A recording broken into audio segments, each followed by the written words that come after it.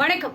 உங்களோட வாழ்க்கையில ஒருத்தர் உங்களை தெரிஞ்சே காயப்படுத்துறாங்க, கஷ்டப்படுத்துறாங்க, கண்ணீர் விட வைக்கிறாங்க அப்படின்னா அவங்க கிட்ட தெரியாம கூட உங்களோட மனசுல இருக்கிற கஷ்டத்தையும் கவலைகளையும் கண்ணீரையும் தயவு செஞ்சு ஷேர் பண்ணாதீங்க. இது நான் ஏன் சொல்றேன்னு கேட்டீங்கன்னா, நீங்க இந்த நிலைமையில அவங்க கிட்ட வந்து நிக்கணும்னு தான் அவங்க எதிர்பார்த்திருப்பாங்க. ஸோ முடிஞ்ச வரைக்கும் இந்த மாதிரி உங்களை எதிர்பார்க்கிறவங்க முன்னால நிம்மதியா வாழ்ந்து காமிங்க. சக்சஸ்ஃபுல்லா வாழ்க்கையில அவங்க முன்னால நின்று ஜெயிச்சு காமிங்க. அதுதான் வாழ்க்கையில உங்களுடைய மிகப்பெரிய வெற்றியா இருக்குங்க. இங்க பயனில்லாத ஒரு விஷயத்துக்காக கோவப்படுறதுலையும் எரிச்சல் படுறதுலையும் தயவு செஞ்சு உங்களுடைய எனர்ஜியை வேஸ்ட் ஆக்காதீங்க. நிறைய பேர் சின்ன சின்ன விஷயத்துக்கெல்லாம் கோவப்படுறது, எரிச்சல் படுறது, கத்துறது, அவங்களோட எனர்ஜியை ஃபுல்லாக வேஸ்ட் பண்ணிட்டு டயர்டாகி டிப்ரெஷன் ஆகி உட்காந்துருவாங்க. ஸோ அதெல்லாம் வேஸ்ட் ஆஃப் டைம். அந்த மாதிரி வேஸ்ட் பண்ணாதீங்க. யார் உங்களை எரிச்சல் படுத்தினாலும் கோவப்படுத்தினாலும் அந்த இடத்துல அமைதியாக நீங்கள் கடந்து போறீங்களே, அதுதான் இங்கே ஆண்மையினுடைய வெளிப்பாடு. இங்கே வந்து ஒருத்தவங்க கிட்ட வீரமாக சண்டை போட்டு பிரச்சனை பண்ணி கத்தி கூப்பாடு போட்டாதான் நம்ம ஆண்மகன் அப்படின்னு நிரூபிக்கணும்னு அவசியம் கிடையாதுங்க. அந்த இடத்துல இருந்து நீங்கள் அமைதியாக போகிறது கூட வீரத்தினுடைய அடையாளம் அப்படிங்கிறத புரிஞ்சுக்கோங்க. இங்கே நமக்கு பிடிச்ச எந்த விஷயத்த நாம் செஞ்சாலும் நம்ம மனசு நிம்மதியா இருக்குமோ இல்லையோங்க, ஆனா நமக்கு பிடிச்சவங்களுக்காக நம்ம செய்யும்போது நிச்சயமா சொல்றேன், நம்மளோட மனசு நிம்மதியா சந்தோஷமா இருக்கும். அதுதாங்க உண்மை. வாழ்க்கையில நம்மளோட கடைசி வரைக்கும் கூடவே எல்லாரும் இருப்பாங்க அப்படின்னு எதிர்பார்த்து நிக்காதீங்க. சில பேர் என்ன பண்ணுவாங்கன்னா, நம்ம கூட நல்லா பழகி பேசி நல்லாவே இருப்பாங்க. கடைசியில பார்த்தா நம்ம மேல ஏகப்பட்ட குறைகளை சொல்லிட்டு நம்மளை ஒதுக்கி தள்ளிட்டு போயிடுவாங்க. ஸோ அந்த மாதிரி எல்லாம் வாழும்போது மனுஷங்க உயிரோடையே செத்து போற மாதிரி ஆயிடுவாங்க.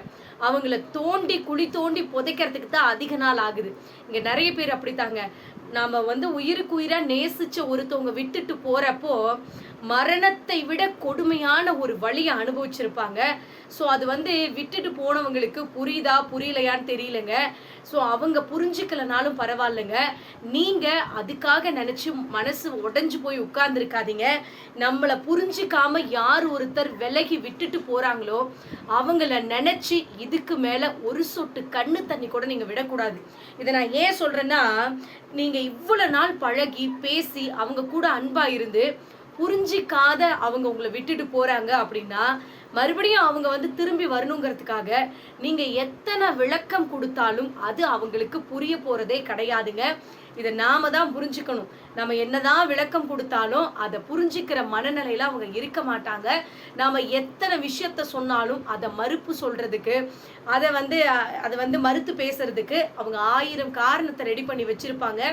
இன்னும் சொல்லணும்னா 1000 காரணத்தை உங்ககிட்ட ரெடியா வச்சுக்கிட்டு தான் அவங்க உங்களை விட்டு விலகியே போயிருப்பாங்க. ஸோ விலகி போயிட்டாங்களே அப்படிங்கிறதுக்காக வருத்தப்பட்டுட்டு உட்கார்ந்துருக்காதீங்க.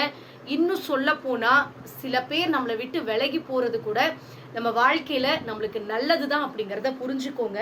ஸோ இன்னைக்கு நீங்க ஒவ்வொருத்தருக்கும் செஞ்ச துரோகத்தினுடைய வழி இருக்கு பாத்தீங்களா, அதை சாதாரணமாக நம்மளால உணர முடியாதுங்க. அதை எப்போ உணர முடியும்னா, நமக்கு ஒருத்தன் துரோகம் பண்ணிட்டு முதுகுல குத்திட்டு போறான் பார்த்தீங்களா, அன்னைக்கு தான் நம்மளால உணர முடியும். ஸோ வாழ்க்கையில் அடுத்தவங்களுக்கு நல்லது பண்ணுனா அது 100 மடங்கு நம்மளுக்கு திரும்ப வருங்க. கெட்டது பண்ணோன்னு வச்சுக்கோங்களேன், அது நம்மளுடைய 7 தலைமுறையும் பாதிக்கும் அப்படின்னு சொல்றாங்க. ஸோ முடிஞ்ச வரைக்கும் நீங்கள் அடுத்தவங்களுக்கு நல்லது பண்ணலைனாலும் பரவாயில்லைங்க, கெடுதல் நினைக்காம இருந்தாலே நம்ம வாழ்க்கையில நம்ம நிம்மதியா இருக்கலாங்க. இங்க எல்லாருக்கும் பிடிக்கிற மாதிரி வாழணும், அடுத்தவங்களுக்கு பிடிச்ச மாதிரி நடந்துக்கணும் அப்படின்னா நமக்கு 1000 ஜென்மம் வேணுங்க. ஏன்னா இங்க 1000 பேர் 1000 விதமா பேசுவாங்க.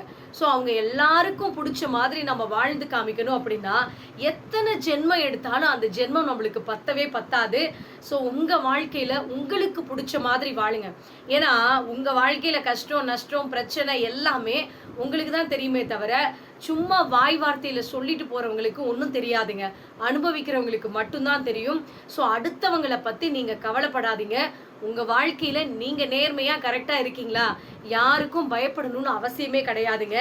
இங்க நண்பன், துரோகி, எதிரி, நல்லவன், கெட்டவன்னு நம்மளை சுற்றி இருக்கிற எல்லாருமே ஆளுக்கு ஒவ்வொரு முகமூடி போட்டுட்டு தாங்க இருக்காங்க. ஸோ அங்கே நிறைய பேர் நாம் அவங்க முன்னால் எப்படி இருக்கணும், எப்படி நடந்துக்கணும், எந்த மாதிரியான முகமூடி போட்டுக்கணும் அப்படிங்கிறத கூட சில நேரத்தில் நம்ம எதிரில் இருக்கிறவங்க தான் முடிவு பண்ணுறாங்க. உண்மைதானே? ஒருத்தவங்க நல்லா பேசுனா நாமளும் நல்லா பேசுவோம், சிரித்து பேசுவோம். அவங்க கோவமாக பேசுனா நாமளும் கோவமாக பேசுவோம். ஆக மொத்தம் எதிரில் இருக்கிறவங்க தான் நாம் எப்படி இருக்கணும் அப்படிங்கிறத முடிவு பண்ணுறாங்க. ஸோ உங்கள் வாழ்க்கையில் உங்களுக்கு எதிரில் இருக்கிறவங்க உங்ககிட்ட எப்படி நடந்துக்கணும் அப்படிங்கிறத நீங்கள் தான் முடிவு பண்ணணுங்க. முடிஞ்ச வரைக்கும் எல்லார்கிட்டையும் நல்ல விதமாக பேசுங்க. உங்கள் கூட இருக்கிறவங்களும் உங்கள் கூட நல்ல விதமாகவே பழகுவாங்க.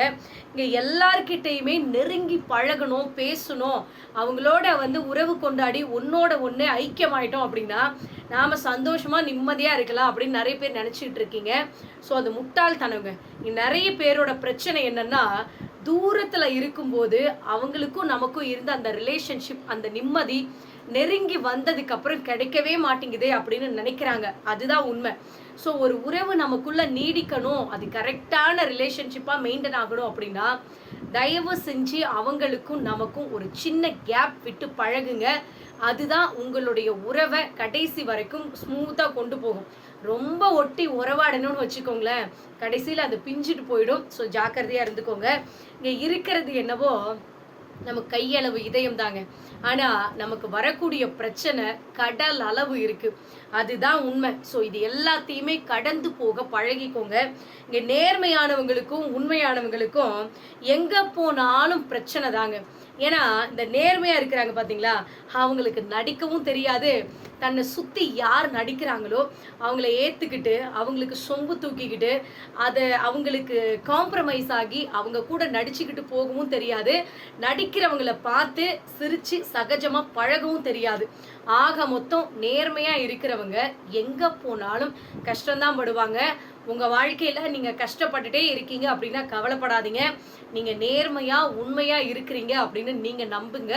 கண்டிப்பாக நீங்கள் உண்மையாக தான் இருக்கிறீங்க. ஸோ இந்த வீடியோ பதிவு உங்களுக்கு பயனுள்ளதாக இருக்குது அப்படின்னா மறக்காமல் கமெண்ட் பண்ணுங்கள். நன்றி, வணக்கம்.